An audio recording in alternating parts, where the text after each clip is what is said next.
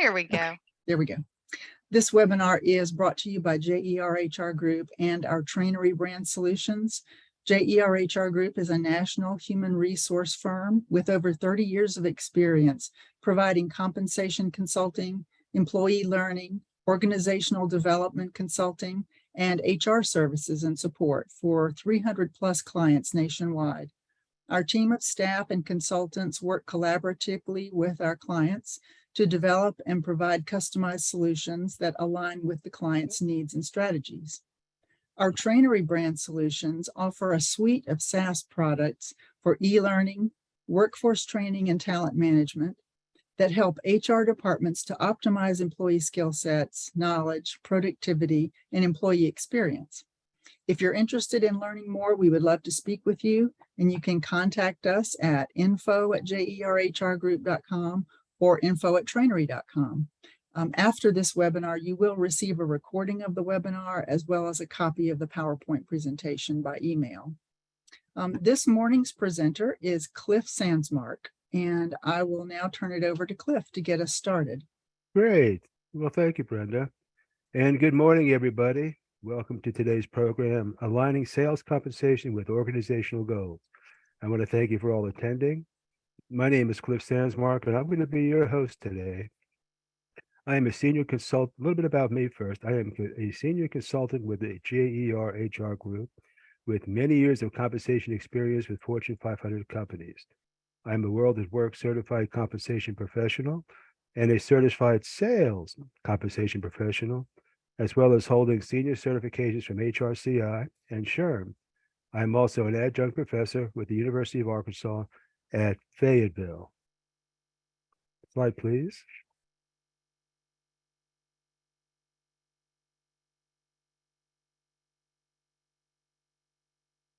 So today for our agenda, we're going to go over a laundry list of topics, and we're going to touch briefly on all of these. This is not an in-depth, real in-depth kind of session, but it's just really an overview of the subject, and it's not really a final say on the topic. You'll probably, if you want more information and more education on the topic, there'll be books available through organizations such as World at Work.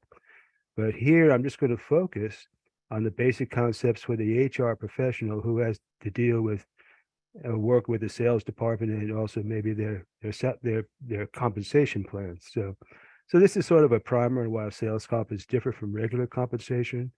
We're going to cover what elements are in an effective design, the importance of what we call the point of persuasion in plan design, and getting involved with the sales department in the design of their plans. Also, as we go through it, I'm going to highlight something called a guiding principle. In other words, those elements that are key to having a successful sales compensation program and also ensure sales success. So with that, we'll go ahead and dive in. Slide, please.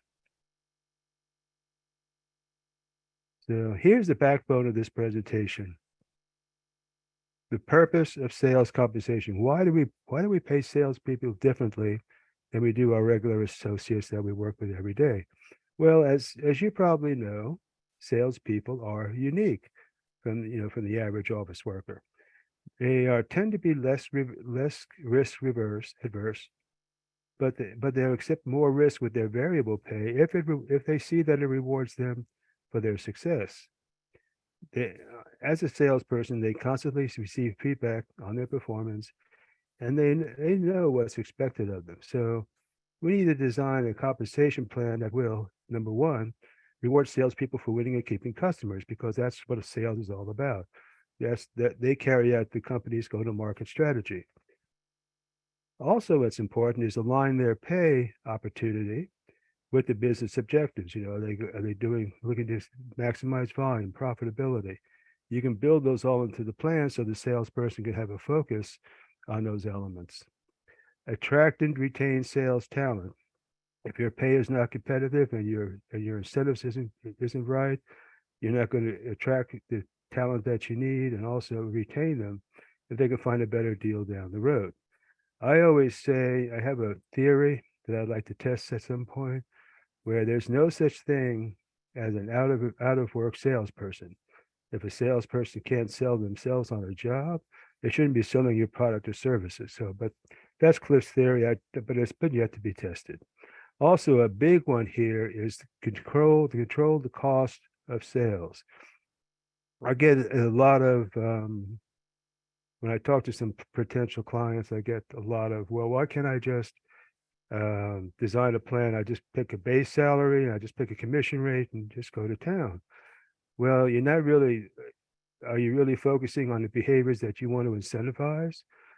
Because a good sales plan drives behaviors and also ensures focus on those elements of your business that you want to grow or develop. So, and I'll give you a recent story about a potential client I was working with. He was a supplier to a manufacturer, and he had one employee there on an incentive plan, and he was looking to add another one in in the Northeast area. So, but he gave this individual two options on his pay. He could either pick a pay that's $90,000 in base plus 1% of gross revenues, or no salary and 5% of gross revenues. Well, being a risk averse type person, he went with the sure thing.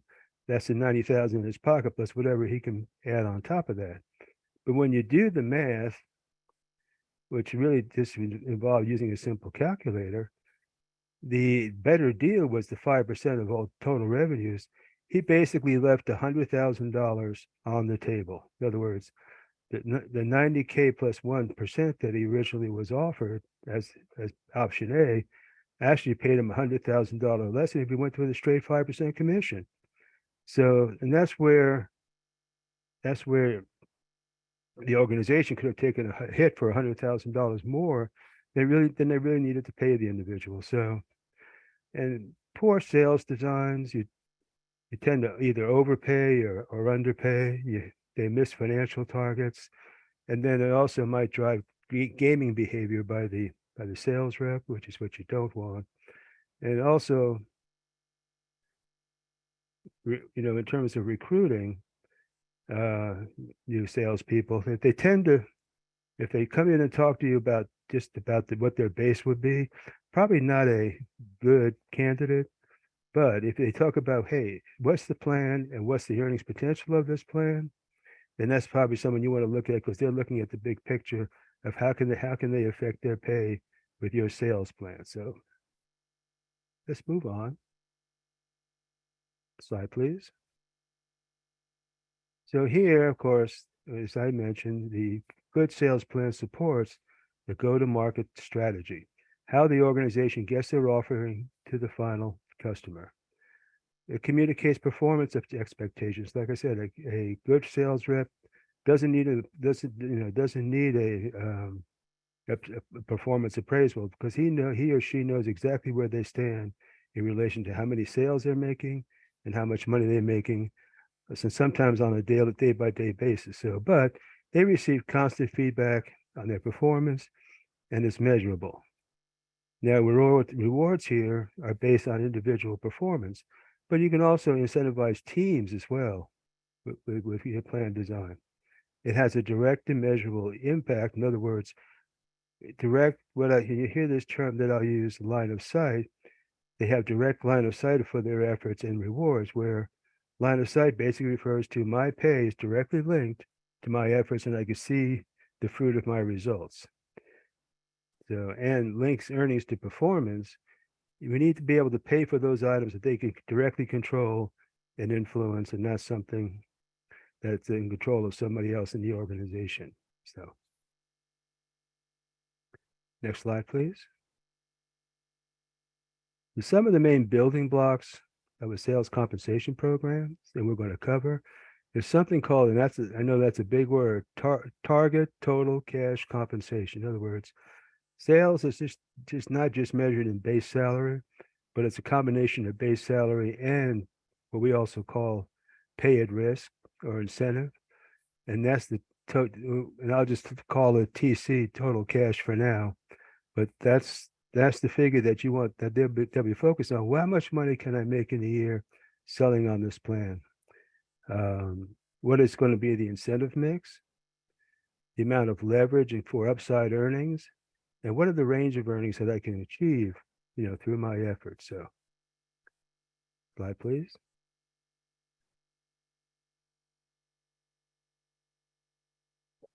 So target cash is a combination of base pay and pay at risk or incentive pay. The big difference in sales compensation is that there is more pay at risk in the form of a commission and or bonuses. It's important to note that a sales rep can tolerate more variability in their pay if they see an upside reward for their direct efforts. But your total comp is influenced by several factors. Number one, the job scope. The type of sales job is going to influence the design of the plan. Some are going to require more incentive, some are going to require less incentive, and we'll cover that in the upcoming slides. Market data, what is the competitive pay for this type of sales role in that particular market? And usually you get that from surveys. And the big one is what is this sales program going to cost us? A lot of people start sales programs, but they fail to basically work the math and see how much this is going to cost, or it starts off okay for the first part of the year, but quotas change, the economies change, but they haven't changed the plan, so it goes in the dumpster, and the rep doesn't get paid as much as they thought they were going to pay. So, and the costs go out of line. Equity concerns inside and outside the organization is also a factor in determining what the total cash would be. So, in terms of recruiting, some of the issues that I've had is, working with the recruiting department on trying to find sales type people, and they tend to focus on the total cash. The focus needs to be the total cash on quota, not, and what I hear them say is, well, you got a base salary of X and some commission on top of it. So what they need to learn say, hey, this is a sales type job. The target cash for the position is X, of which this part will be bonus and this part will be your variable pay if you meet your quota for the year. Now, if you exceed your quota, there's going to be some opportunities for upside earnings, up maybe about 2 or 3 times your normal rate of pay. So, but that's the message they should be giving to potential clients in the recruiting department. So, but it all centers around what is the total target total cash compensation you determine, for that particular position. All right, next one, please.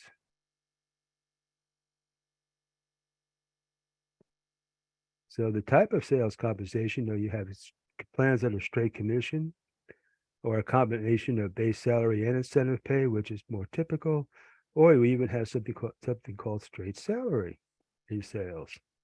Next slide, please.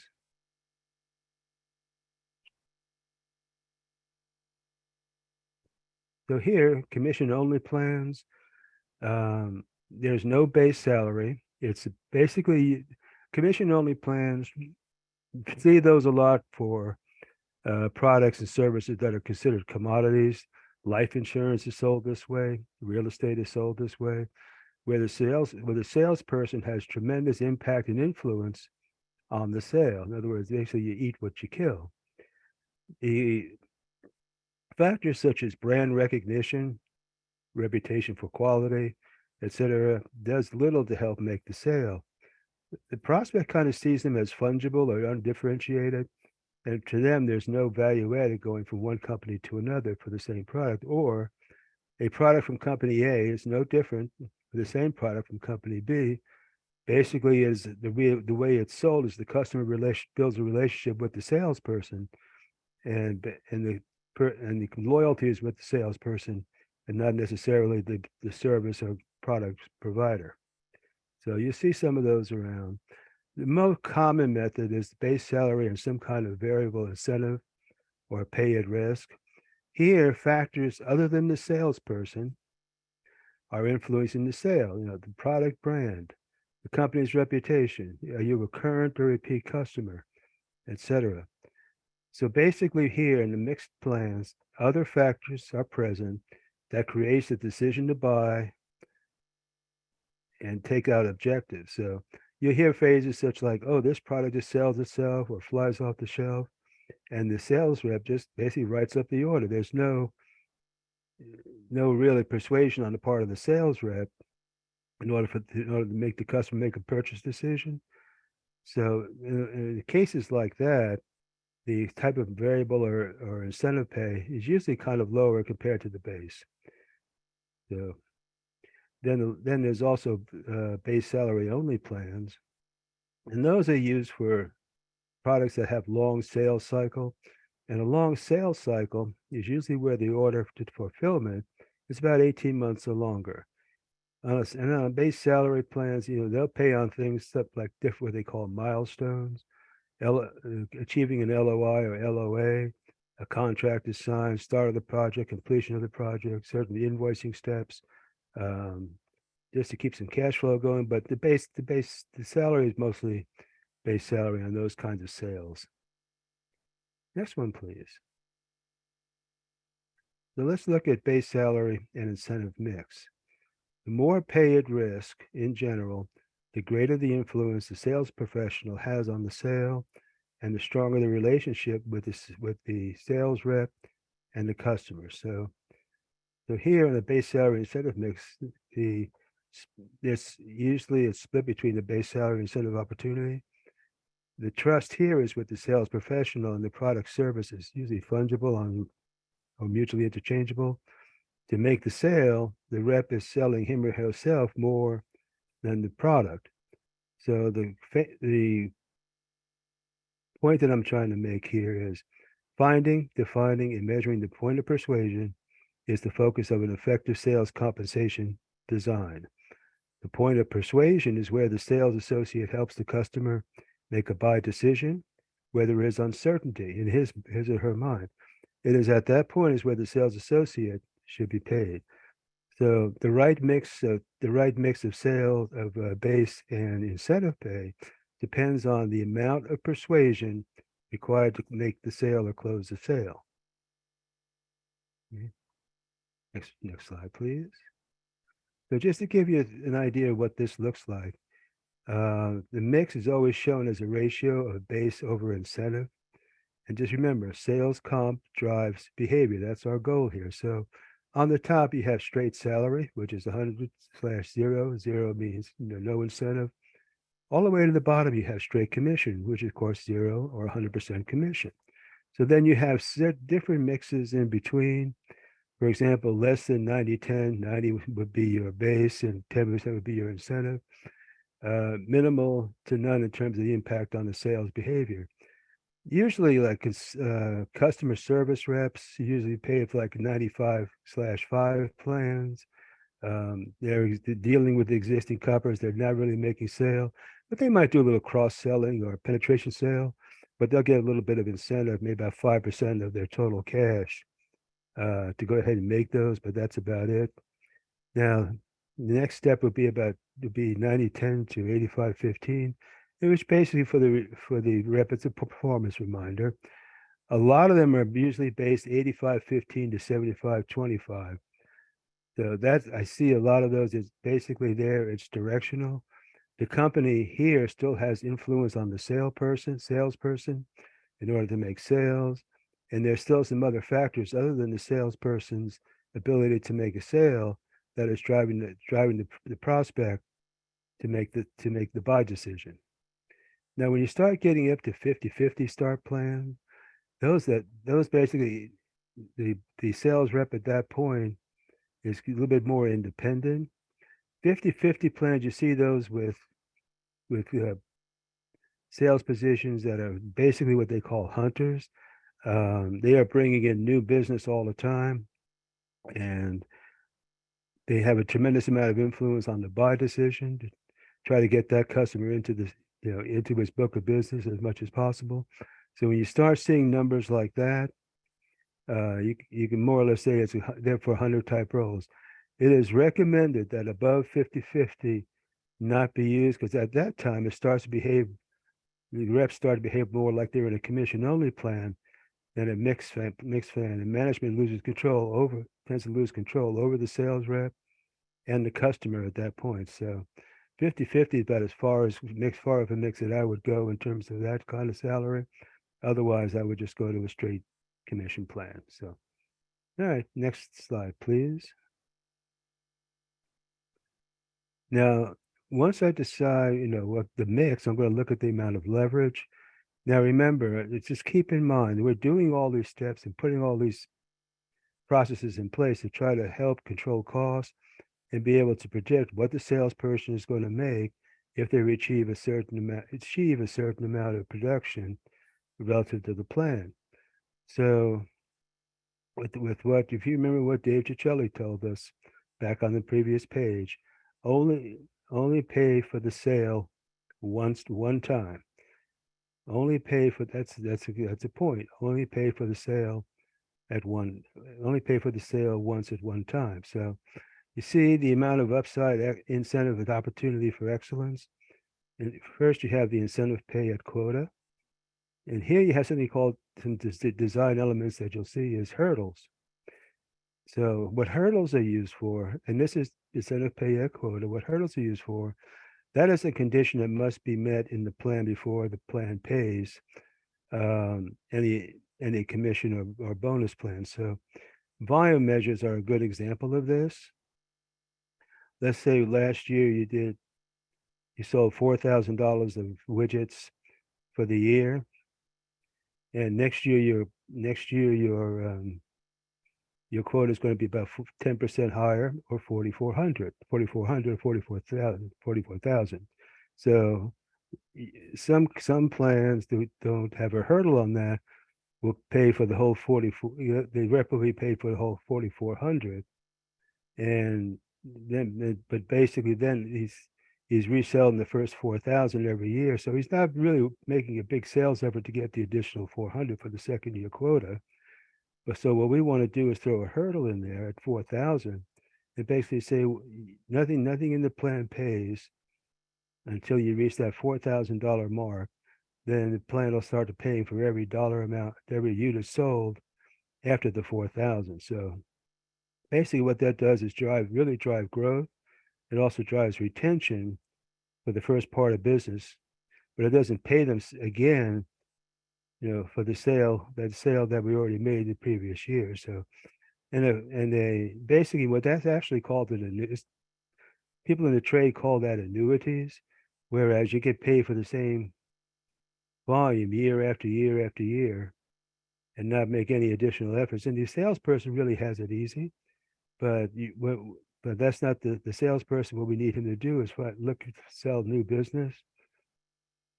So that's where hurdles are used in terms of a design element. So anyway, once you get past total comp, you're looking at what's called 2X designs and 3X designs. 2X designs basically means once you meet your total cash, you can get 2 times the incentive pay for excellence, or 3X plans, you can get 3 times the incentive pay for excellence. And design elements here, you use something called accelerators or deaccelerators. Basically, if you have a basic rate from 0 to quota, let's say you get 10% of this 10% commission on the item sale price, but once you reach quota, it ramps up to, let's say, 15%. So that's called an accelerator. And what reps will do, they will what's called run for the ramp. And they say, okay, if I can get the quota, I'll get 10%, but once I get the 10%, then I can get the 15% and make more per dollar, because I'm headed toward excellence. But it makes them strive for that little bit extra effort to get to that higher level. So I always like some diagrams when I'm a visual type person. Next slide, please. And I hope you can see, hope you can see that well. So looking at different types of leverage, remember, this is top performers. You have your unit rate, which is straight commission, which is basically nothing but straight commission. So here you have something called a 2x capped and a 3x uncapped. So 2x cap, you usually find those in manufacturing settings where there's limited production. In other words, the factory can only produce so much, you can't oversell it, so they'll cap the amount you can make. But the point here is that in a 2x plan for excellence, You have your base salary, the orange is your incentive. So that's your total, that represents your total comp right there. For a 2X plan, if you exceed and go for excellence, you can receive an additional amount in terms of your target incentive under that plan. But after that, it'll stop. 3 times uncapped is about the same thing, but you have the opportunity to get 3 times your incentive pay. But then there's no limit as to what you can make because it's an uncapped plan, so it's open. Next slide, please. So just to give you some numbers to work with. So here's an example of leverage example. Base salary in this plan is 40,000. Total target cash is 60. Your pay mix is 70-30. In other words, 70% is base and 30% is incentive, and a 3X plan. So basically, your potential for reaching pay at excellence, which is 3 times 60,000, is 100,000. And then there's no cap, so you have a tremendous upside possibility there. So here, but the thing to remember here is that under the plan, only the top 10% of sellers should reach excellence. The thing to also is if too many or no one gets their goals, no one gets to the excellence or excellence part, then the quotas and goals and quotas are wrong. This can cause overpayment. Either the plan is too easy, or sales rep dissatisfaction and turnover, or the plan is too hard and they're being underpaid. Another thing to keep in mind that when you do your plans and design your plans, you have to basically monitor them throughout the year, to make sure that that people who are eligible for excellence are getting up there. In general, 65% of the sales reps on the plan should make quota, but you need to track that, like I said, on a regular basis. And about only 10% of your sellers should reach the excellence mark. But again, if you have too many people getting up to that 10% mark, you need to look at how your plan is. Probably look at your quotas, and your quotas usually either too easy or too hard, and may need to be readjusted. So next slide, please. So some incentive payment types that I just want to go ahead and get some definitions out. A commission is basically means a piece of something. In other words, let's say that I'm selling a car and I have a commission program and I get 10% of the sale price. So whatever I sell the car for, I get 10% of the monies for that. Now, under a bonus, it's labeled as if I do this, I get that. And usually that's used in qualitative type measures, customer satisfaction, high customer satisfaction scores, etc. If you're going to incentivize that. So basically I'm selling cars and my sales manager comes to me and says, hey, if you sell 10 cars this month, I'll give you an extra $1,000, and that's particularly a bonus. And I still get to keep my commissions as well. So now the difference between straight commission and flat commission, because those terms you may hear. Straight commission is you just get your commission on your sales, no base salary. Now the commission rate can vary. In other words, like that ramp example that I said a couple of slides ago, where you start out at 10%, then you move up to 15%, but it's still all straight commission in terms of final payout. Flat commission is you just have one commission rate. It does not vary. You could have a base salary with that, but flat commission just basically means, the rate stays the same, during the process, over the plan. So now we need to get to the point where we're going to choose on some performance measures. General rule of thumb, use no more than 3 measures. The use of proper measures will drive the desired behaviors and focus on those elements that indicate success. A measure should provide a clear line of sight, which means those elements that the sales associate has control over, and is strongly correlated to their individual payout. So if you have over 3 measures, they tend to be called vending machine type plans, where what happens there is that if you use more than 3, it is found that the sales associate will lose focus on those measures that are important to the organization and will go to the one that'll make them the most money, not so much what the organization needs, and start gaming the plan. So in other words, he's going to pick the easiest to make money at, not particularly the one that you want him to focus on. So that's what we mean by, we're basically going to drive behavior using our plans. So some of the common methods or items that are used in unit measures are unit measures: the number of products sold, gross revenue, gross margin, number of new accounts, price management, milestones achieved, etc. So it's important to remember when you're choosing a measure, you have to ask yourself, does the sales associate have control over the measures?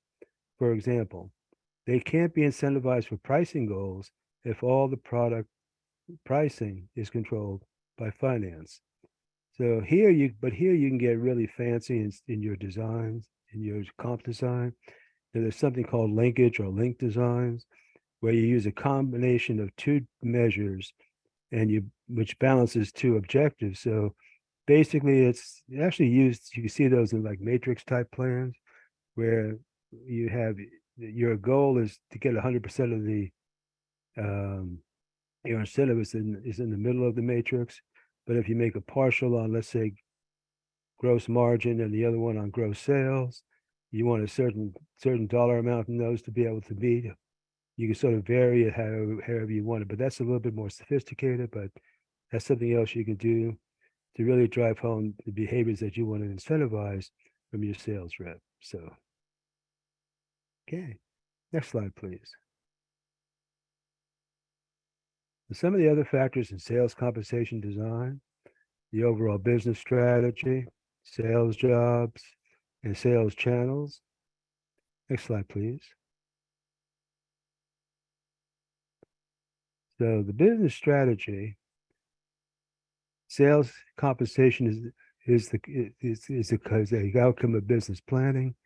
It is as what sales professionals call the caboose. The sales plan was never designed to drive the sales process. It reinforces the process. It's not a carrot and stick type of plan. It's important to remember that the sales plan is there to support management's efforts and reinforce company's goals. So if they're relying on the sales plan to go ahead and drive behaviors, yes, but there's still a management element of that can't be circumvented by having a sales plan. So remember I mentioned earlier, slide please, that the type of sales plan you have will depend on the sales job or sales role. So again, a key point here is each distinct sales role must have its own plan. So you're probably familiar with something called the hunter and farmer role. There's also income producers, direct sales jobs, indirect sales job, overlay specialists, business development, customer service type reps. So here, for the hunter farmer or income producers, so what kind of sales are we doing? Is it new market selling, conversion selling to new prospects, fulfillment selling, which sells to current customers, penetration selling to existing customers, or offer additional goods and services the market have to offer? Again, those are all different jobs, and they contact the customer in a different way, and they're incentivized differently. So each market will require a different type of sales role due to the amount of effort required to close the sale. So as you know, or already seen, selling to new prospective customers is a lot harder than selling to existing customers, and compensation will be driven by the amount of effort required to win the sale. Traditional hunter and farmer roles, selling to prospective customers versus existing ones. Sometimes selling to existing ones are also known as business development reps. Customer service reps serve as existing customers to ensure that they are receiving their products and services. There's also, you may have a lead generation role, which helps free up the traditional hunter sales role to concentrate more on actual selling rather than finding prospects and prospecting. And there's something called an overlay specialist that are product experts and usually partner with the sales rep to make the sale to a potential customer. So, next slide, please. So, who to pay? So, with multiple if you have multiple roles involved in the sale, let's say you have a sales rep and a overlay specialist. Who gets paid or how do you pay them? So, there's something out there called crediting. Crediting is defined as the salesperson who is the account owner and closes the sale. So again, the two main points: pay at the point of persuasion and only pay once for the sale. So here, and here's a case where you split the commission if multiple people have influenced the prospect's decision to buy. For example, a 50-50 split with the territory sales manager who developed the lead, developed the prospect, and made the appointment for the demonstration, and the overlay specialist, who is the product expert, both have an equal role in the influence on the decision to buy. So we should really split split the commission 50-50. Again, the next slide, please. Now, in sales channels, again, you hear the term go-to-market strategy a lot. Which products and services to sell to whom, and how do we get it? How do we deliver our products and services to the final user or customer? So, some examples of say direct sales channels are, company websites that the orders directly from the company, factory outlet stores, even door-to-door sales type people. Indirect, you got B2B, retail stores, channel partners, and something called value-added resellers. Good example of value-added resellers is you take Intel. They don't sell directly to consumers, but they sell indirectly, like through your computer. So if you have a Dell you're looking at right now, or some other brand, I'll bet you if you look in the lower right-hand corner, there's a little blue sticker that lets you know there's an Intel processor in your machine. So that's what they call it, a value-added reseller, because they sell it to Dell, then Dell turns around, adds value to it, and then resells it to the final end user and consumer. So, all right. So you want to build a comp design team. HR people are, next slide, please. HR people are usually behind this, behind the 8 ball when it comes to designing sales comp, because usually, and this is true in most organizations, sales comp is owned by sales. Sometimes finance owns, but may own a piece of it or some of it. And HR is usually delegated to a support role. So the best thing to do if you want to get involved in sales compensation at your organization, start a sales comp design team, get some key players from sales, leadership, finance, of course, yourself, HR. You may want to get some outside experts, or maybe get a consultant involved. And then you basically develop a charter of what the group is going to do, how they're going to do it, how often they're going to meet, what their end game is, and what their end in mind is, and then, establish that and put it down on paper. And then give a heads up to the following in terms of marketing, compensation analysts, and legal as to what you're doing with the sales design team and their charter. So, but this is a good way to get your foot in the door and get involved in the sales process. You may never become the number one in terms of sales comp design, but you can easily have some influence. So one of the things you can do, next slide, get some data, get some survey data to determine, what your current market rate is for your position. You can get those from surveys such as Towers Watson, Mercer, or Culpeper. Maybe do a custom survey with a local consultant. So, but what, provide this information to your sales leaders. Then again, what is your market position? Do you want to be at the 25th, 50th, or 75th? And remember, you're not just looking at base, you're looking at total cash compensation, which is available in these surveys.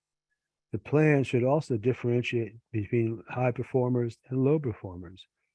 And again, as I always say, make sure that you model the plan to avoid overpaying for average performance. And make sure you at least model the plan quarterly, just do some basic statistics, maybe adjust quotas and goals, payout amounts sometime, because the economy changed, the labor markets change, and they change fairly rapidly. And unless you stay on top of it, your goals may change suddenly, but your sales plan may not. That you can lead to either reps not getting paid properly or getting overpaid. So again, review, a good design drives the desired behaviors of your rep. Rule of thumb, base your pay mix aggressiveness on the following. Again, the most aggressive, jobs that are more influenced on purchasing decisions, 100 type roles, that's your 50-50 type roles. Middle aggressive, that's your 75-25 type roles. Territory sales reps, business development reps, farmer type roles. Your least aggressive, cut reps with longer sales cycles, and those with strategic or consultative roles, customer service reps, etc. So in other words, least aggressive because the sales already been made, you're just doing penetration selling, etc. Your middle aggressive is, if you remember, those are your, say your 75-25 type plans. There's something other than the sales professional that is driving the decision to buy or do business with your company. But the most aggressive is those are your hunters. Those are the ones looking out for new roles, and they have this hardest job of trying to convince that person to use your services or use your products in the marketplace. Now for sales managers, how you compensate them, they have a wider set of responsibilities that they should always work on a less aggressive pay mix than their direct reports, because remember, you pay at the point of persuasion and you pay for the sale once. Now they're not going to get as much incentive from a direct sale, but they're going to get an incentive based on your productivity and how well you do, in the organization. So next slide, please. So evaluate the current plan with the proposed plan. Again, you can do some very simple analysis, or if you've got an HR analyst or analyst available that can help you do this. But it's imperative that you look at your plan cost, or CCOS, compensation cost of sales. And unfortunately, there's no benchmarks to say you're to benchmark against other companies on your CCOS. So you have to just use it as a internal check to see whether your costs are going higher or costs are going lower. But that's one of the main ones you need to check. And also your pay per performance check. Are most of your reps that hitting quota, that's 65% of them? Are there too many making quota or not enough making quota? You need to be able to track that, because you may need to be able to adjust your plans or quotas somewhere along the way, so that everyone's paid according to plan. So you can do a sensitivity analysis of plan features. That could be a very simple Excel spreadsheet. For a new plan, you can do a who gets helped and who gets hurt types analysis. For new plans, what you should do is you have sales data from the previous year, you have payouts from the previous year. Well, take your new plan and plug in last year's data and compare who gets paid, how these people got paid with under the new plan versus the old plan.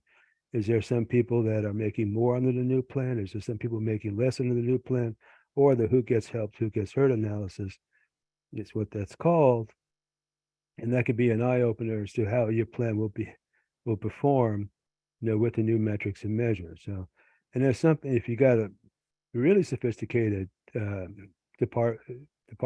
business department, you could also wipe out and get some statistics and do some Monte Carlo analysis. There they can give you basically a range of possible values of how the plan will work and actually model it to real world conditions. So, but there you're going to need some help putting that one together, but that's also a good exercise. So some other legal conditions you need to consider. in your sales plans. Under FLSA, Fair Labor Standards Act, the exemption status. Outside, one thing I need you to know, if you notice, if you look at all that fine print down there, basically what that says is I am not an attorney. I am not licensed to give you advice, et cetera, et cetera, et cetera. So just be aware of that. So Fair Labor Standards Act, exemption status. Outside sales reps are usually covered under the outside sales representative exemption for overtime requirements. And they do not have a salary. That exemption does not have a salary requirement like the other ones do. Inside sales reps, with only two narrow exceptions, are usually automatically classified non-exempt and must be paid overtime. So, and remember, earned commissions and non-discretionary bonuses must be included in the regular rate calculation to pay overtime. So get with your attorney on this one. I see a lot of inside sales reps that are paid on salary. There could be a lot of risk opposed to that. So again, that's something that you need to cover with your attorney to be sure that you're classifying them correctly and also that you're paying correctly with their commissions and non-discretionary bonuses. So next slide, please. Some state laws to keep in mind. So some states have strict laws regarding payment of earned commissions to terminated sales representatives. Rule of thumb: if it's earned under your plan, it must be paid. So usually, when you write your plan, you designate exactly when the commission or bonus is earned in the terms of the plan. And if you have a sales rep that basically meets that requirement but is terminated before the payout, so that's what that must be present to win law is. In other words, you may have something in your policy where in order to receive payment, you must be actively employed. In some states, that can be against the laws known as must be present to win type laws, where even though the person is not employed at the time of the payout, they need to be paid out anyway. And I always find that it's just good practice to go ahead and pay it out. It's usually if they contest it, it's usually cheaper to pay it out than to fight the claim. So also, if you have reps in California, New York, they require that their sales reps and their manager sign their current sales compensation plan, stating that they have received a copy. And of course, the sales rep gets a copy, and one goes on file in the personnel record. And that's as of today. That's the law as of today. There may be some states that may add to it, but again, check with legal before making any decisions like that. Next slide, please.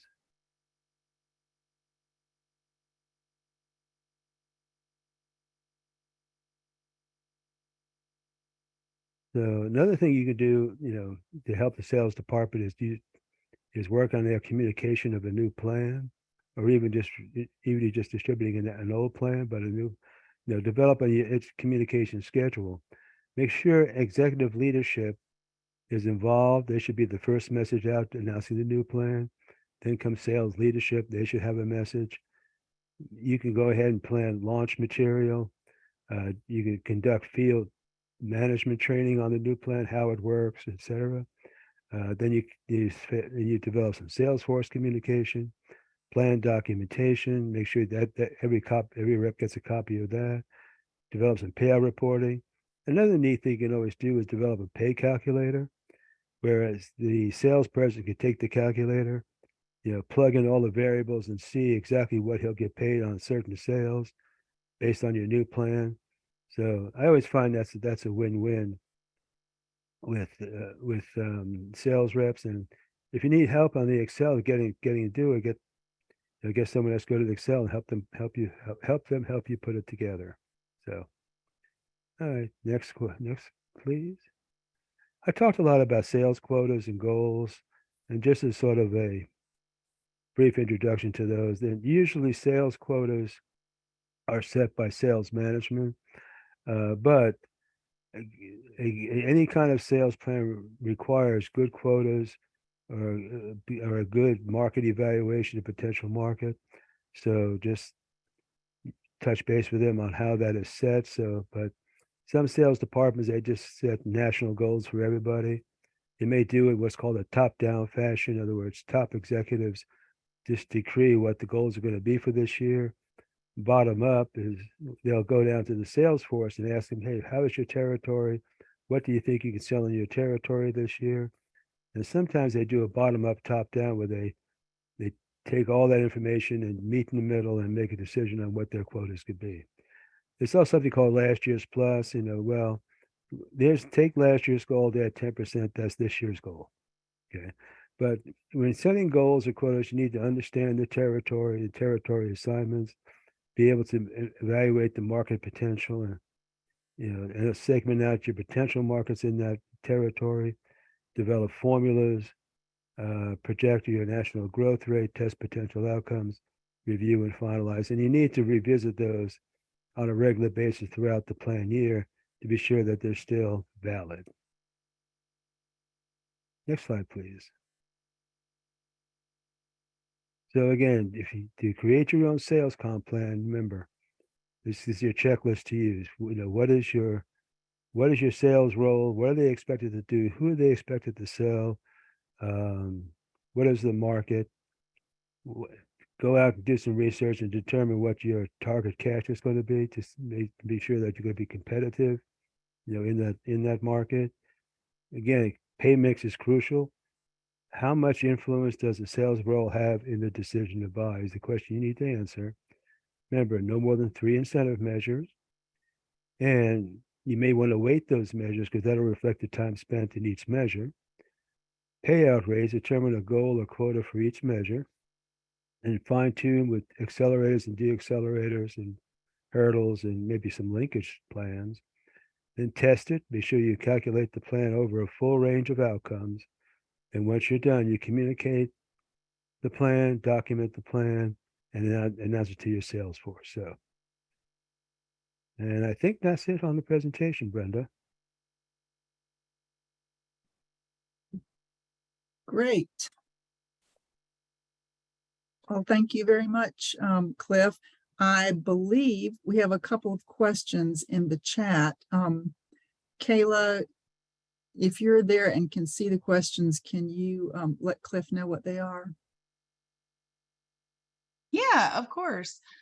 So it looks like our first question came in and she says, you didn't mention the pay mix model for least aggressive reps. Yeah. Well, what it was I referred to customer service reps. They service existing customers. They're usually about a 95-5 or 5% incentive and 95% base. And less aggressive in the terms that they're working with a known customer, and they're going to do some penetration selling or cross-selling. But there's not a lot of persuasion there to do that, and there's not a lot of incentive opportunity based in their plan. So I hope that clarifies your question. And our next question says, can you define more clearly inside sales versus outside sales? Absolutely. Outside sales per the FLSA customarily and regularly spends time away from the reporting location or office to visit customers and make sales. So if you think of your traditional, they have a company car going from prospect to prospect, customer to customer. That's your traditional outside. If they're inside making sales and closing sales and not leaving the office, that's an inside sales route. There's only 2 narrow exceptions. One's in financial services and one's in retail. If you want more information on that, I'm going to refer you to the Department of Labor website. They have some really good information sheets on that, plus some opinion letters. So a little bit of research. There's a lot of resources out there that will help you determine. But bottom line is, if they're not assigned to travel to visit customers on a regular basis, they're probably an inside sales rep. So for a final determination, I would get with your attorney and have them help you with that. Hope that answered your question. And I Great. think that was all the questions for now. Okay, great.